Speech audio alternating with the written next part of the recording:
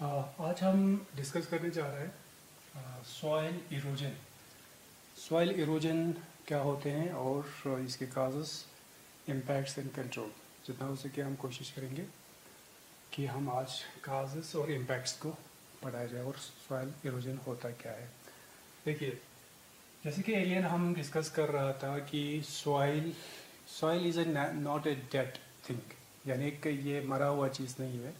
It is very dynamic and developing entity, यानी soil का एक प्रोसेस है डेवलप होने का, जो बहुत लंबी समय इसमें लगता है। तो इस सॉइल की फॉर्मेशन में, जैसे अभी हमने बताया कि just to form 1 inch of the soil, it takes approximately 1000 years। इतने साल जो है सॉइल बनने में लगते हैं 1 इंच सॉइल बनने के लिए। तो ये एक बहुत स्लो प्रोसेस है सॉइल फॉर्मेशन। लेकिन इसके एक अपोजिट फिनोमेना है जिसको हम सॉइल इरोजन कहा जाते हैं।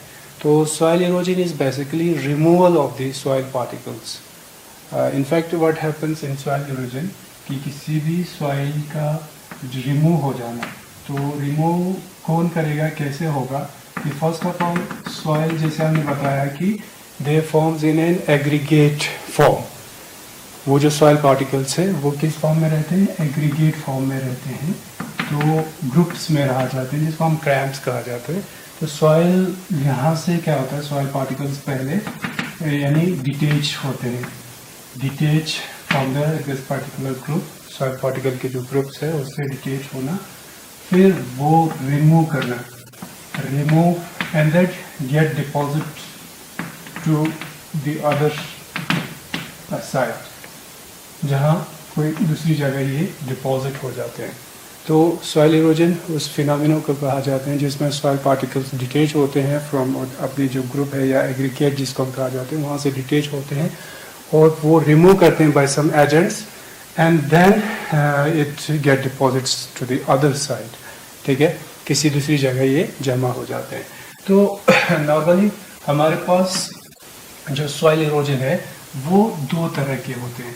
इनफैक्ट देखिए, सॉइल इरोजन एक कंटिन्यूस प्रोसेस भी होते हैं। जिस तरह की जब से सॉइल फॉर्मेशन है वहाँ से सॉइल इरोजन भी होते रहते हैं। तो सॉइल इरोजन तभी हमारे पास एक सीवियर प्रॉब्लम होते हैं जब द रेट ऑफ रिमूवल, यानी सॉइल रिमूवल का रेट जो है वो एक्सीड कर जाए, then the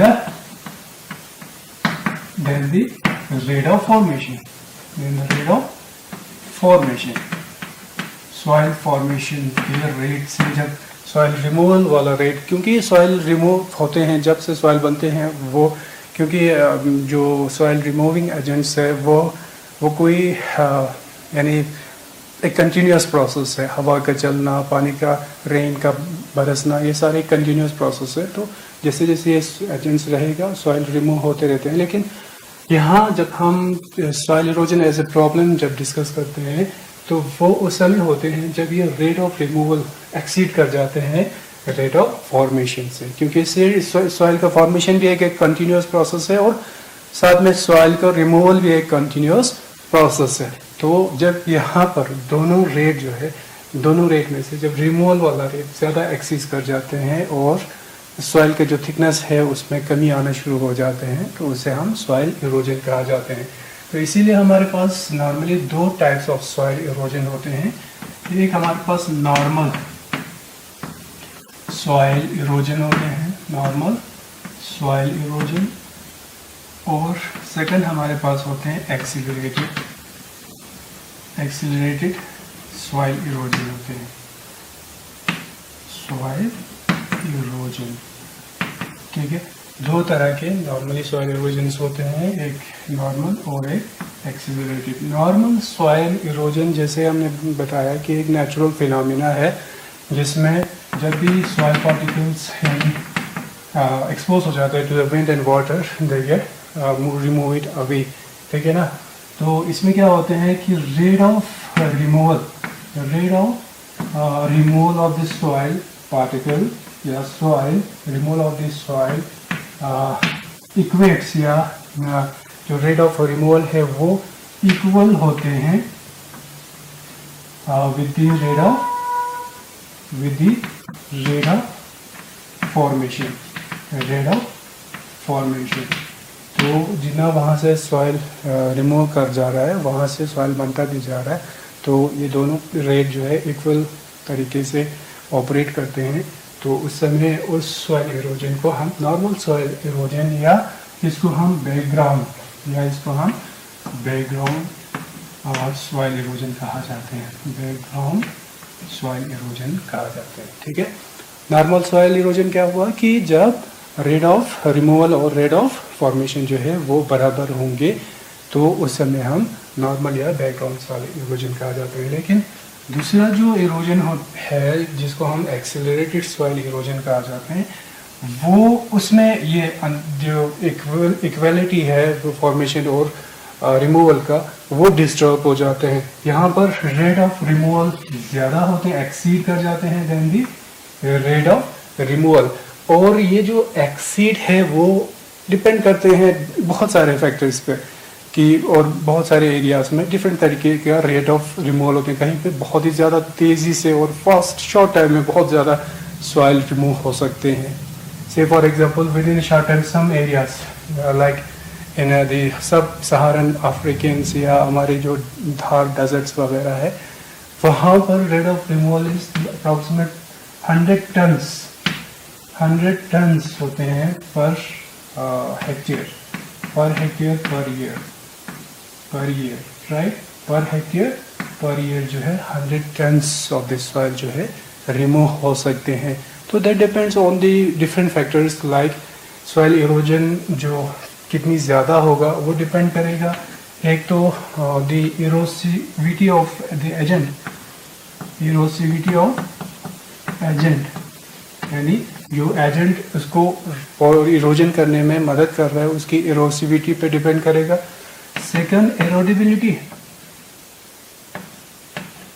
एरोडेबिलिटी of the soil,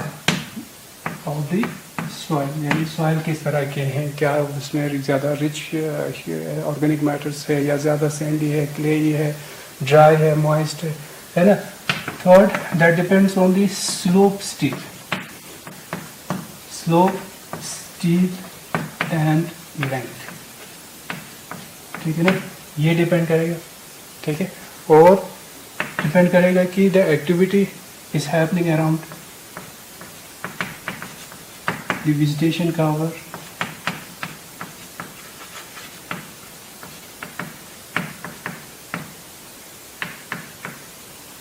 सो ये कुछ इम्पोर्टेंट फैक्टर्स है कि कितनी ज़्यादा अमाउंट में सॉइल इरोजन हो सकते हैं और कितनी ज़्यादा तेज़ी से सॉइल इरोजन हो सकते हैं। बट जैसे हम बता रहे हैं कि soil erosion is of two types, one is normal and second one is the accelerated. तो एक्सेलरेटेड में हमने बताया कि इसमें रिमूवल रेट बहुत ज़्यादा होते हैं as compare to the formation. और second thing, accelerated is mostly due to human activities.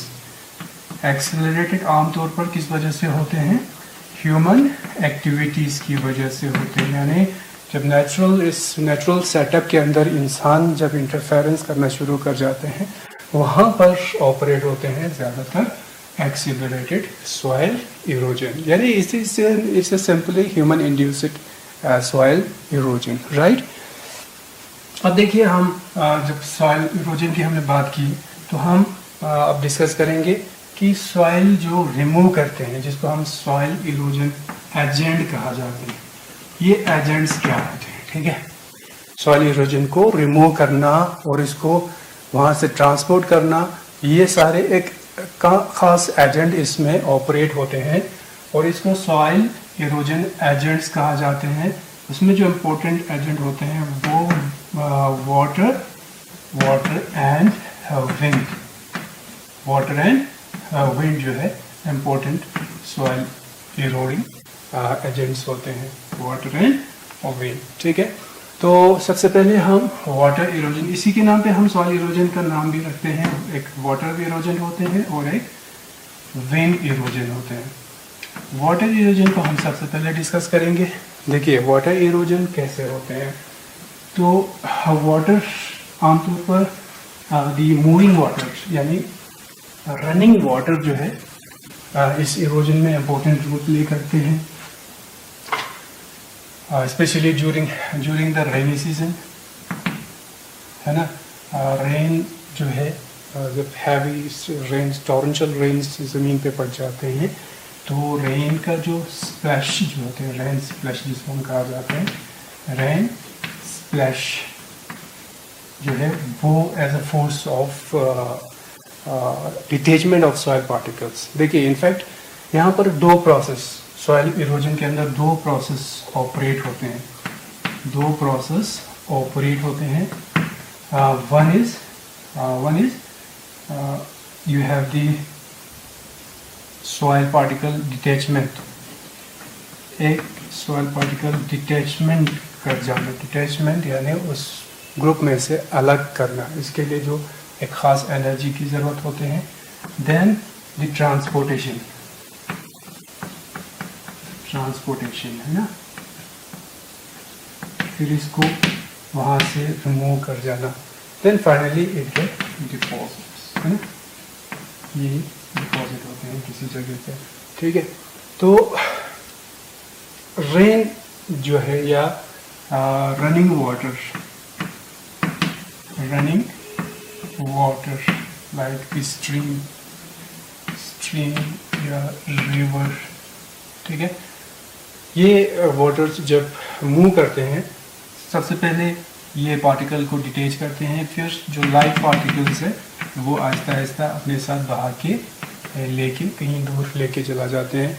आमतौर पर ये हिली एरियाज़ में जहाँ स्लोप ज़्यादा होते हैं वहाँ से ज़्यादा मात्रा में सॉइल पार्टिकल्स इस तरह से रिमूव कर जाते हैं। एक तो ये अपने साथ जो लूजन पार्टिकल्स है वो साथ लेके चले जाते हैं, दूसरा जब ये रनिंग कर रहा होते हैं जो बॉटम लेयर पे वाटर के बॉटम रिवर्स या स्ट्रीम के बॉटम पे खासतौर पर जो सॉइल होते हैं वो with the help of abrasion force, है ना, एब्रेशन फोर्स की वजह से वो भी लूजन कर जाते हैं। जो ग्राउंड पे रिवर के बैट पे जो पार्टिकल्स होते हैं सॉइल होते हैं उसको भी अपने साथ due to the force of abrasion यानी एब्रेशन एंड एट्रैक्शन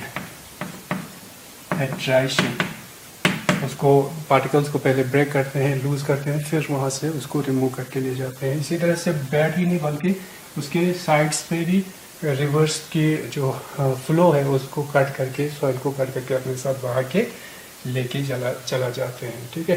तो इस एजेंट के बेस पे यानी वाटर के बेस पे हमारे पास कुछ खास टाइप ऑफ इरोजन्स होते हैं। एक हमारे पास होते हैं शीट इरोजन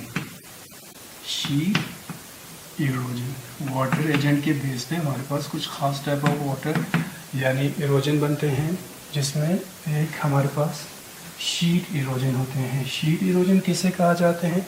ये आमतौर पर उस जगह पे होते हैं जहाँ पर थोड़ा सा प्लेन एरिया होते हैं। अब जब हम यहाँ पर वाटर फ्लो कराते हैं, वाटर फ्लो करने की वजह से ऊपर वाली लेयर पे जो फाइन पार्टिकल्स होते हैं वो ज़्यादा लूज फॉर्म में पाए जाते हैं और वो उस वाटर के ऊपर डिटेच होके वाटर के ऊपर यूनिफॉर्म तरीके से, यानी ये रिमूवल जो है कि यूनिफॉर्म रिमूवल होते हैं, यूनिफॉर्म तरीके से सॉइल पार्टिकल्स यहाँ से एक शीट की फॉर्म में यहाँ से मूविंग वाटर जो है रिमूव करके लेके चला जाते हैं, तो इसे हम शीट इरोजन कहा जाता है। और दूसरा हमारे पास होते हैं रील इरोजन। सेकंड टाइप हमारे पास वाटर इरोजन के अंदर वो है रील इरोजन।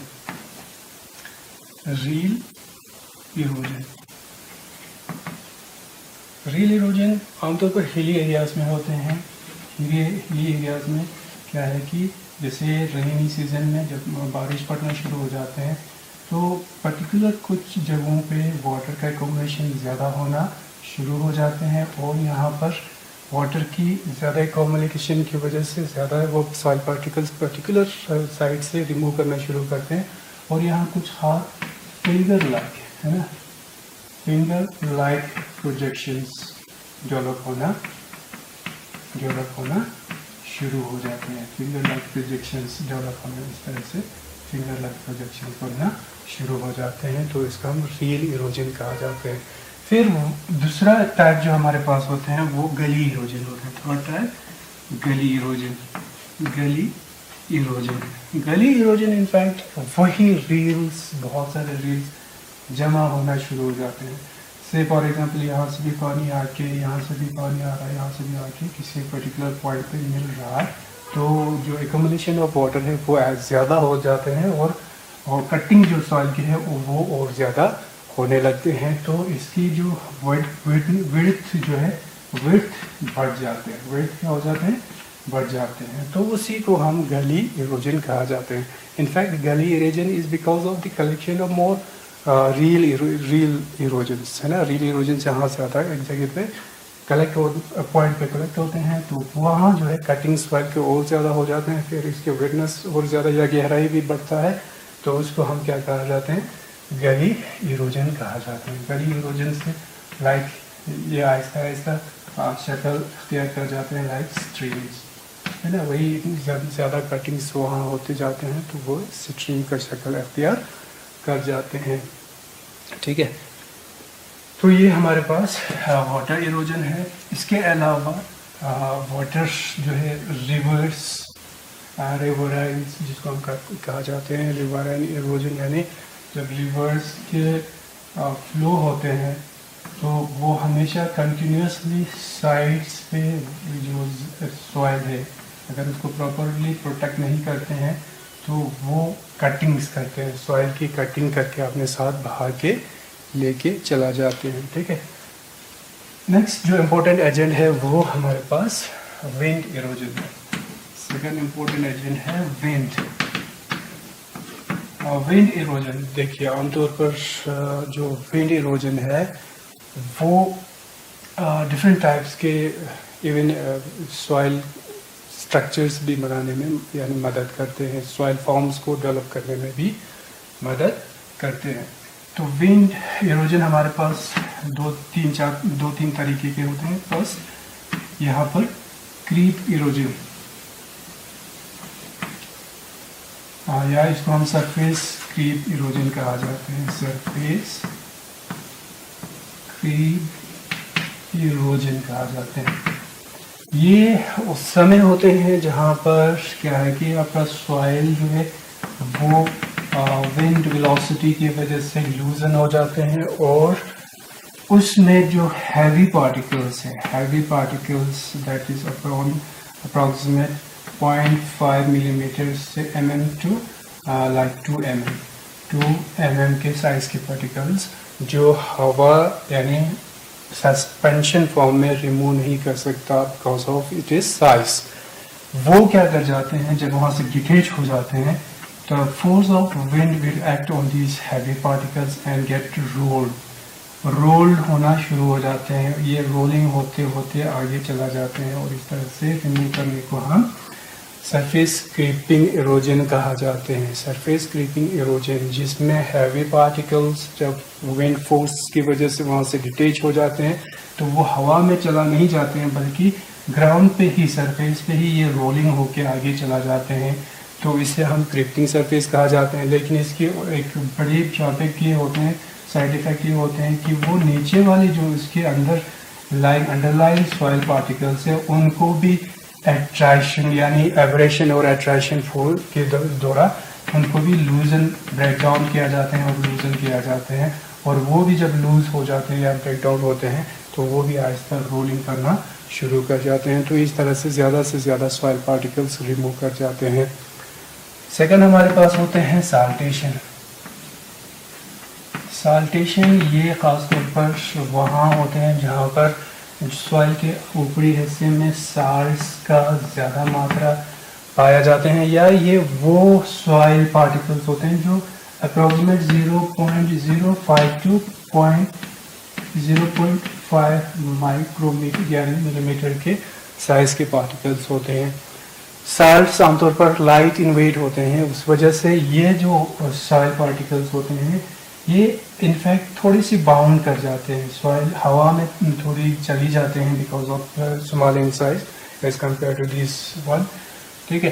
तो बाउंड करके यहाँ से ऐसे बाउंडिंग करके चला जाते हैं, यहाँ से ऐसे बाउंड करके बाउंस करके आगे हम रिमूव कर जाते हैं, हवा में चले जाते हैं, फिर ग्राउंड पे आते हैं, फिर हवा में चला जाते हैं, फिर ग्राउंड पे आ जाते हैं। इस तरह बाउंडिंग करके आगे चला जाते हैं, उससे हम साल्टेशन कहा जाते हैं। थर्ड हमारे पास होते हैं, that is what you have suspension. Suspension form में जो आमतौर पर आप देखते हैं कि जब तेज़ी से हवा चल जाती है तो होता क्या है कि जो ऊपरी लाइट पार्टिकल्स जिसमें क्ले और फाइन सैंड या सेल्ट होते हैं, that is approximate around 0.1 mm to 0.2 mm, ठीक है। इससे नीचे भी है 0.1 से नीचे वाले पार्टिकल्स लाइक 0.002 यानी कि जो क्ले साइज के पार्टिकल्स है, वो particles because of light invade क्या कर जाते हैं, ये हवा में सस्पेंशन फॉर्म में चला जाते हैं, हवा में उड़ जाते हैं ये पार्टिकल्स, और हवा में ये उड़ के ज़्यादा समय तक किसी जगह में रह भी सकते हैं और ये हवा की डायरेक्शन के साथ दूर, बहुत दूर चला जा सकते हैं और कहीं दूर जाके ये आहिस्ता आहिस्ता डिपॉजिट होना शुरू हो जाएंगे, ठीक है। तो ये है कि विंड इरोजन और सॉइल इरोजन क्या होते हैं, ठीक है। अब हम डिस्कस करेंगे इसके वेरियस काजेस। सॉइल इरोजन के काजेस क्या होते हैं। सबसे पहला जो इम्पोर्टेंट काज है वो है लैंड यूज। लैंड यूज,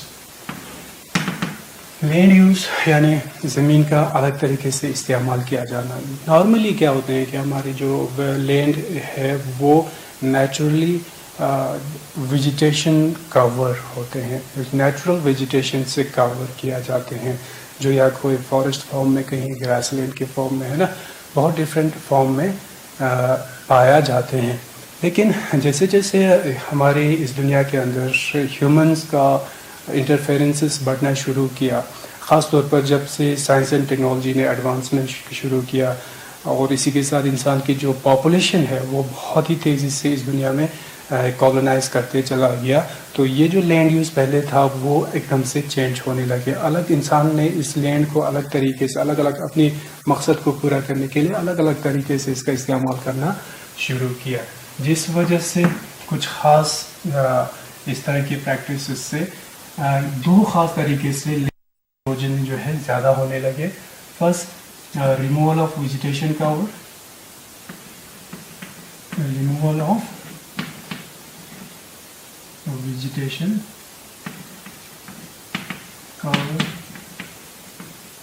बहुत सारे ऐसे लैंड यूजेस है जिस वजह से जो हमारी ज़मीन है वहाँ से ये जो प्रोटेक्टिंग कवर्स वेजिटेशन का इस पे होते हैं बाय नेचर इटसेल्फ, वो वहाँ से रिमूव हो जाते हैं या पार्शली जो है वहाँ पर इस वेजिटेशन का कवरेज रहते हैं, जिस वजह से सॉइल एक्सपोज हो जाते हैं और आसानी से इसकी इरोजन हो सकते हैं, यानी ये ज़्यादा यानी इरोडेबल हो जाते हैं। दूसरा इसकी जो लैंड यूज़ की वजह से है वो disturbances in the soil structure. इससे क्या कर जाते हैं,